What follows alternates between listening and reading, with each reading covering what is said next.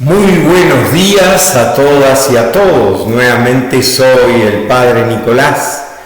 En este día, lunes 12 de octubre, antes llamado Día de la Raza, aunque un poco quienes estuvimos un poco con los indígenas, decimos más el Día del Choque de las Culturas, porque en realidad es eso lo que sucedió.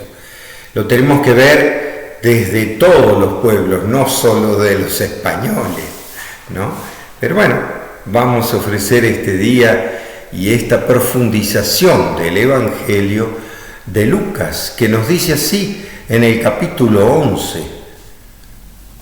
La multitud se aglomeraba y Jesús se puso a decirles: esta generación es malvada, reclama una señal, y no se le concederá más señal que la de Jonás. Como Jonás fue una señal para los ninivitas, así lo será el Hijo del Hombre para esta generación. El día del juicio, la reina del sur se alzará contra esta generación y la condenará, porque ella vino del extremo de la tierra para escuchar el saber de Salomón. Y aquí hay alguien mayor que Salomón. El día del juicio los ninivitas se alzarán contra esta generación y la condenarán, porque ellos se arrepintieron por la predicación de Jonás. Y aquí hay alguien mayor que Jonás.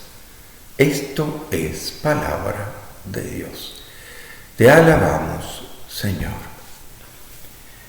¿Y qué nos dice este lenguaje? ¿Qué mensaje nos deja? Porque una vez más le piden a Jesús un milagrito, digamos, magia. El show vendría a ser, a ver, hacenos un milagrito para que creamos en vos. Y Jesús, cada vez que le piden hacer eso, él no hace nada. ¿Se acuerdan? Ante Herodes también le piden un milagrito y uno dice, ¿por qué? ¿Acaso no hizo muchos milagros? Sí, y sin embargo los milagros que hizo, algunos, aún viendo el milagro, curando, no se lo creían. ¿Se acuerdan lo del otro día? Decían que era por el poder de Belcebú, del diablo.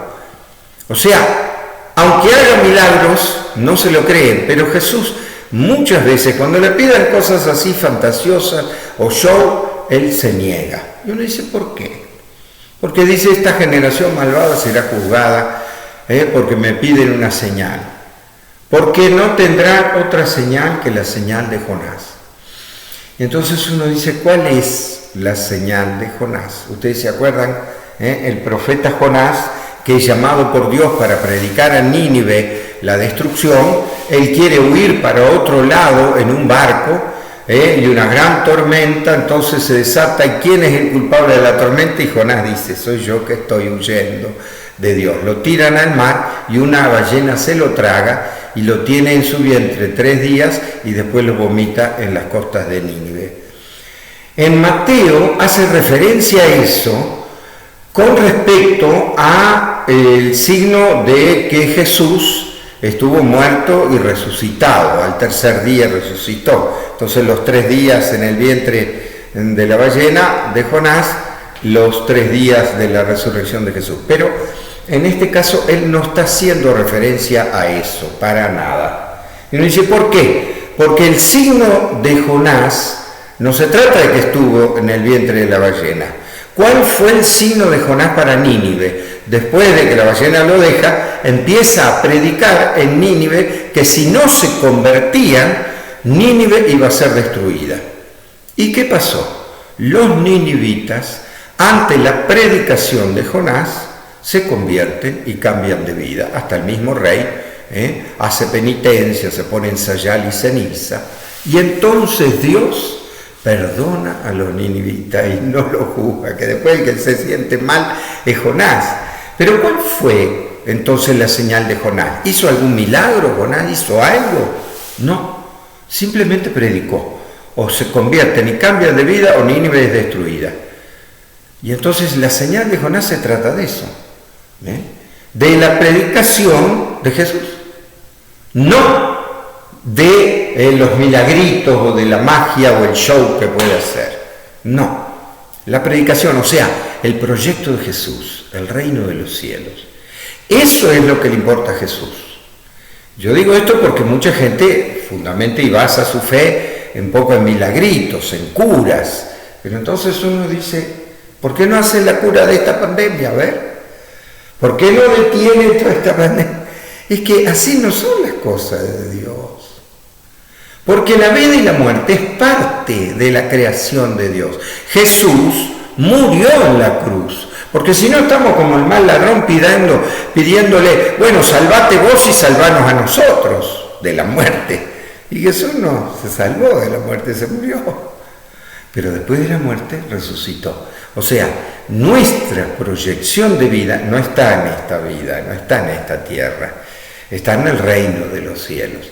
Reino que comienza ahora con la justicia y la verdad, pero que va a ser pleno más allá de esta vida, en la resurrección. Y eso tantos mártires, como Romero y tanto en él todos los mártires, digamos, de la iglesia, nos muestran cómo su vida es entregada por la plenitud de la vida y por el amor.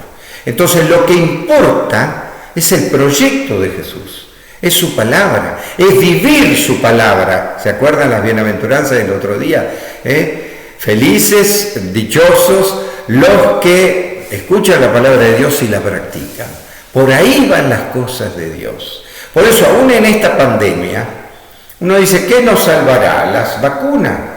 Bueno, a ver, es bastante relativo eso también. ¿Por qué? Porque algunos dicen que tendrán efectos nocivos o no, pero bueno, muchos están interesados en el dinero que va a dar las vacunas. ¿Se imaginan la millonada? O sea, hay gente que piensa bien en esta pandemia y la solidaridad, y gente que está pensando en cuánta plata va a ganar. A mí eso no me cabe la menor duda.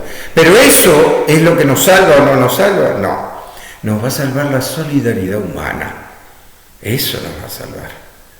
Que no quiere decir que no haya muerto, como siempre los hubo. A ver, que el fin de nuestra vida no es esta vida, sino el reino eterno. Pero aún en esta vida nosotros queremos justicia y verdad, queremos solidaridad, y es hacer presente el reino ahora, no después de muerto. Entonces, el camino que nos dice acá, el signo de Nínive, es solamente la predicación, no hacer show o magia. Y después habla también de la reina del sur, la reina de Saba. ¿Por qué? Porque fue hasta Salomón a escuchar su sabiduría, no a que le haga un milagro, a que le regale cosas, no, a escuchar su sabiduría. Y esto también lo dice el Evangelio de Lucas, porque en la época que Lucas hace, el conflicto era entre judíos y helenistas, o sea, griegos. Y entonces los judíos siempre pedían milagros, cosas que demuestren la presencia de Dios. En cambio, los griegos pedían sabiduría, el conocimiento. Pero Jesús lo que quiere acá es una cosa o la otra, siempre está en la palabra, en vivir este proyecto del reino de los cielos. En medio de lo que nos toca vivir, en medio de esta pandemia, me queda claro que es una situación de mayor esperanza. Uno dice, pero ¿cómo? Si nunca vivimos una situación así, todavía hemos pasado cuántos meses y estamos en ascuas, algunos países con rebrotes muy graves, gracias a Dios en Guatemala disminuyendo, Pero bueno, de todos modos, de esto tenemos que salir acrecentados de la esperanza, sabiendo que es en vivir ese proyecto del reino de Jesús los que nos hará un mundo nuevo, de los que haremos presente el reino de los cielos aquí y ahora. Por eso, aún en medio de esta pandemia, en medio de la dificultad, lo que necesitamos es eso, profundizar y vivir la palabra que Jesús nos da. Que Dios los bendiga en el nombre del Padre, del Hijo y del Espíritu Santo. Amén.